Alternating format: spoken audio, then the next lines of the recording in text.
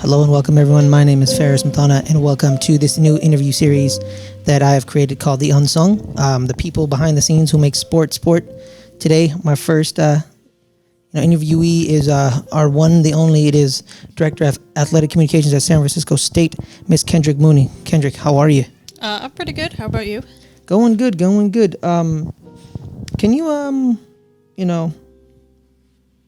can you take me through your love of sports overall? Like, when did it happen? Because I did research that you were a part of the fencing team at Northwestern, 4-year letterman, by the way, all academic, all American for people. Not an academic All-American, but I did get Big Ten All-Academic, so yeah, something worth bragging about. Yeah. So where did it come from, fencing, or did it come like football, basketball? No, I mean, I guess if I think about it, I grew up a huge USC football fan. My dad had season tickets.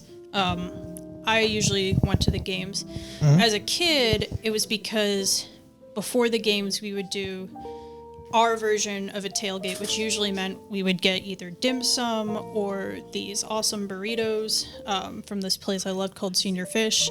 Ooh. So, when you're a kid, you're excited just for the food and the snacks you get at the game. But, kind of as I grew up, I really enjoyed the sport. I also grew up playing sports. I started playing soccer and softball probably when I was 6 years old.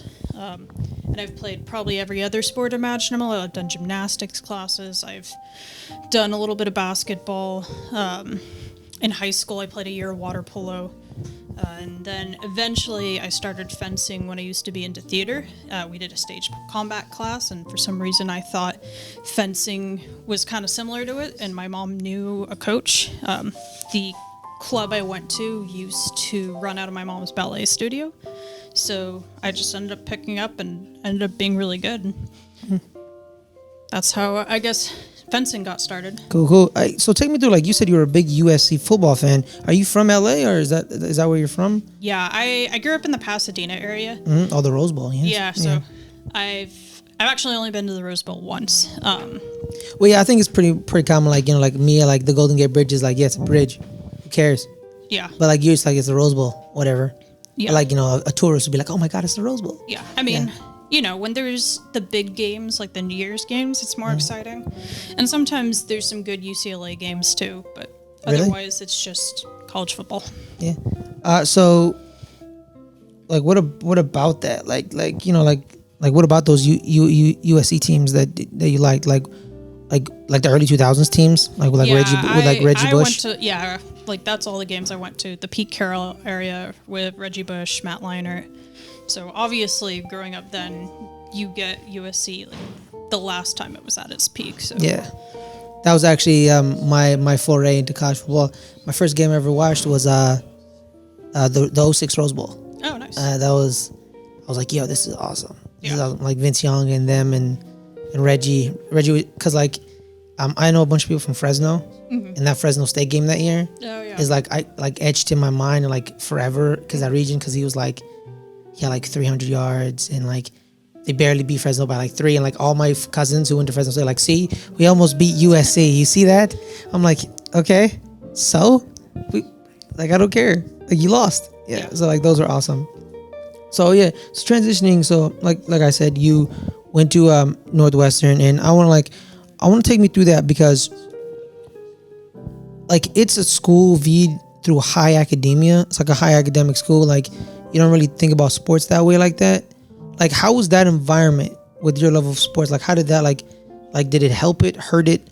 Like, did you, like, fall out of love with it? Like, did you, like, love it more? Because, like, I always want to know, like, the schools where they prioritize higher academics, how was their sports culture around there? Sure. I knew when I was trying to get recruited as a fencer, my goal was kind of just try to utilize my talent as a fencer to get into a good academic university. So, going for a sports environment just wasn't even in the back of my mind. I just wanted to go to a good university. Somehow got into Northwestern. And it's, while it is part of a major conference like the Big Ten, mm-hmm. it's definitely a little more unique with its culture. I used to make the joke that it was always good at sports your parents care about. Yeah. So like the fencing team, golf, tennis, things like that. And, it's got a fan base. It's different than your big tier schools. But I still enjoyed it. Being a sports fan as a student athlete can sometimes be a little challenging, just because you have practice and stuff, you're competing, so you don't always get a chance to make it out to other teams' events. But when you do, it's always good to just support your other fellow student athletes. Yeah. So I want to go through what led you to the athletic communications part of it. Did you take a class? Were you a grad student? Were you because I know you're a student athlete there. Were you always involved in the athletic department? What sparked it? Yeah, no, I more or less stumbled into it. So when I was an undergrad, I didn't really know what I wanted to do. Part of me thought I wanted to go to physical therapy school. My grandfather was an orthopedic surgeon, so it would have made a lot of sense. But I started taking those science classes, was not doing well in them, so I thought, well, maybe I can do something that's more in the business end. So I got a master's degree from Long Beach State in sports management, and eventually just kind of stumbled into some internships that were athletic media relations type positions, and I just kind of rolled with it ever since. So can you take me through what are the main tools for the job? What would you say have these specific tools you can be successful in it? Like writing, graphic design, communication skills, of course communication skills, literally in the name. Anything else that you'd be you should really prioritize these skills to be very successful? Sure. I would say, so the position itself has kind of evolved throughout the years. There are definitely, the key components that have been a part of the position ever since it's been kind of created. Writing is obviously really important. Stat keeping, be able to understand, how stats work, dealing with the media. I would say, at least since I got into it, or maybe a little beforehand, social media has been a huge part of it. So just knowing how social media works, graphic design, things like that. I think video and photography have become more prominent in the role. And it also depends where you're working. Some universities will kind of focus on what your strengths are, and you can kind of create content or do roles that focuses on your strengths. Others, smaller universities, you're probably going to have to wear a couple hats, so you'll be doing all the writing, all the social media, all the stat keeping, things like that. So I also found that you were an assistant coach at the Polytechnical School, their assistant fencing coach. Does your prior experience as kind of being a coach that way help you in this role? Not that experience, I would say. I coached high school fencing, and I think the values we taught were more life skill values than being a competitive team. So it was, I guess, a good introductory role for me to practice being the adult in charge, working with student athletes, dealing with tough issues. But, in an environment like college athletics, our teams are more competitive. They are competing to win. So different set of individuals I'm working with. Can you take me through a normal day for Kendrick? Can you take us through what does it consist of? Yeah, so I would say in our role, it varies throughout the week.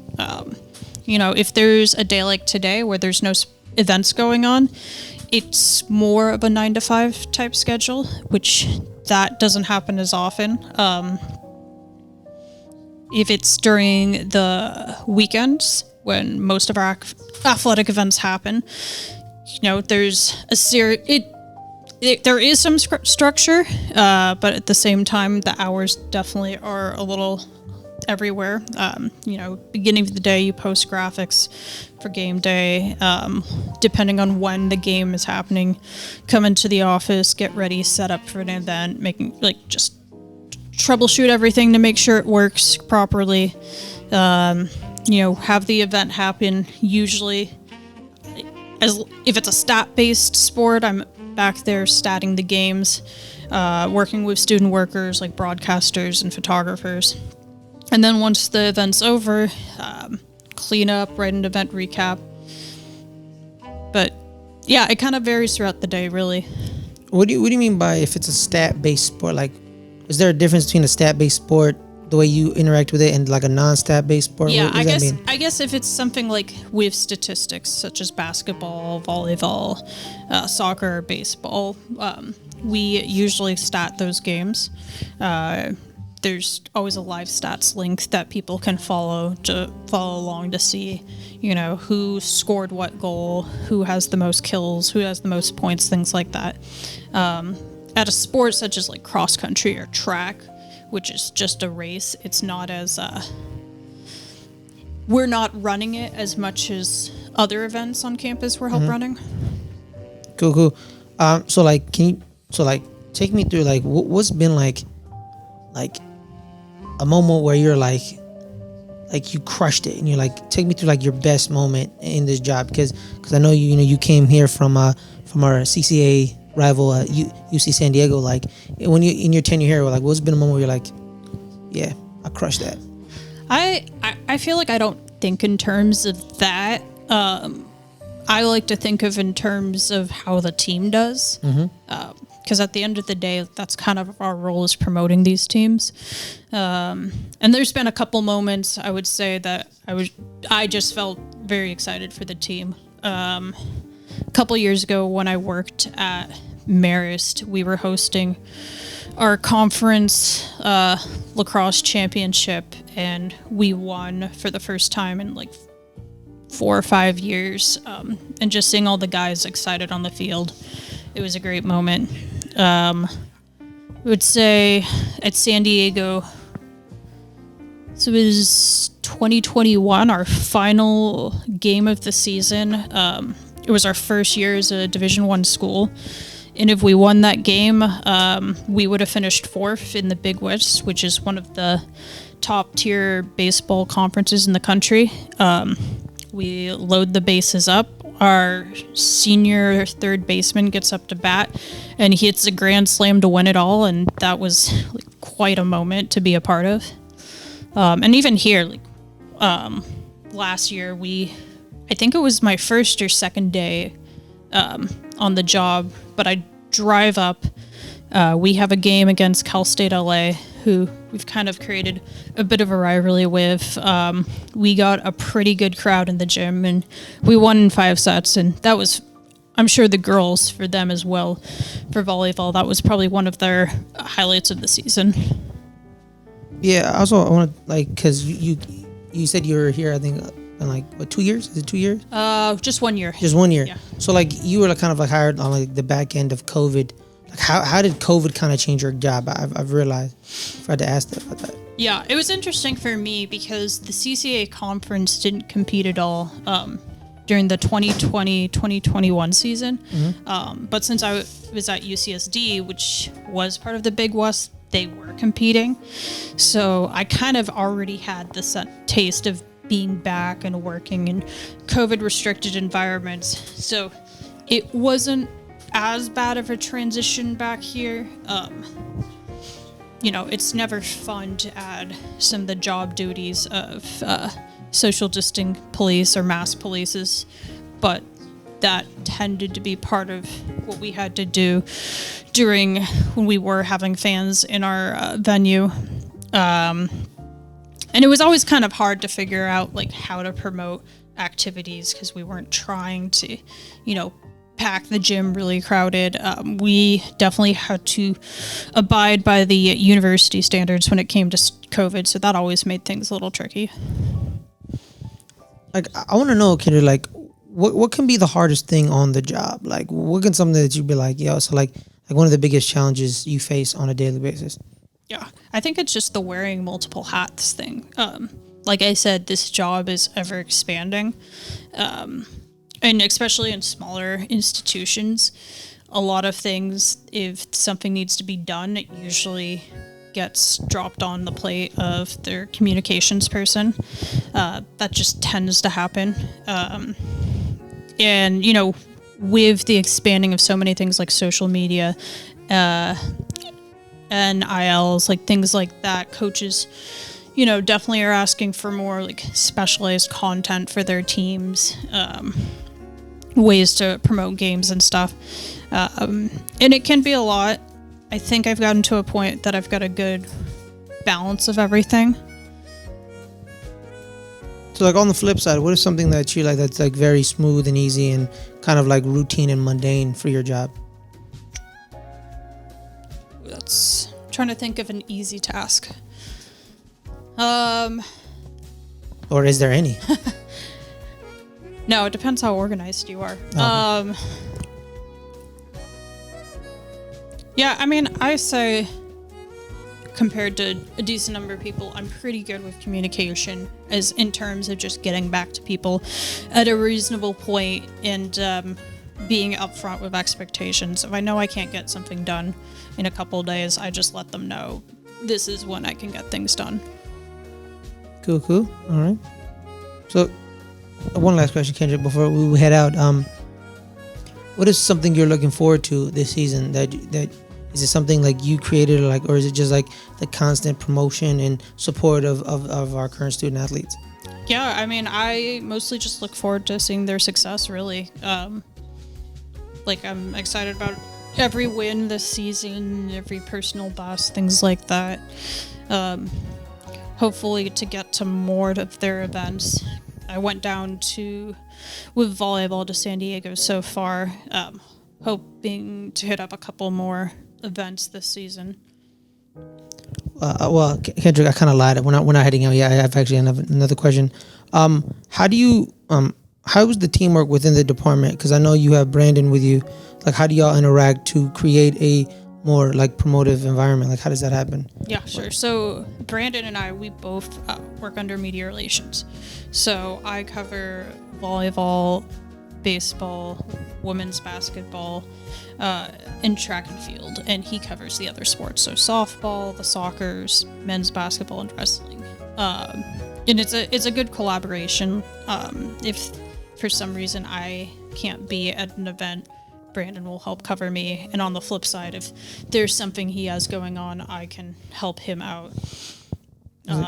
We work closely to Jamil and Shan when it comes to event work and facilities. If we know, okay, we need another student helping us out this week, Jamil, can you provide us with a student? Things like that. Cool. Well, Kendrick, thank you so much for your time. I really appreciated it. Yeah. I would say if you usually be like, if you have anything to plug, you can plug it here. But wait, do you have anything to plug? I don't know. Do you? Just a plug-in to come out to our events and support. All right. Yep. Well, thank you everyone for listening to Unsung. We'll see you guys next time. And again, thank you to Kendrick so much.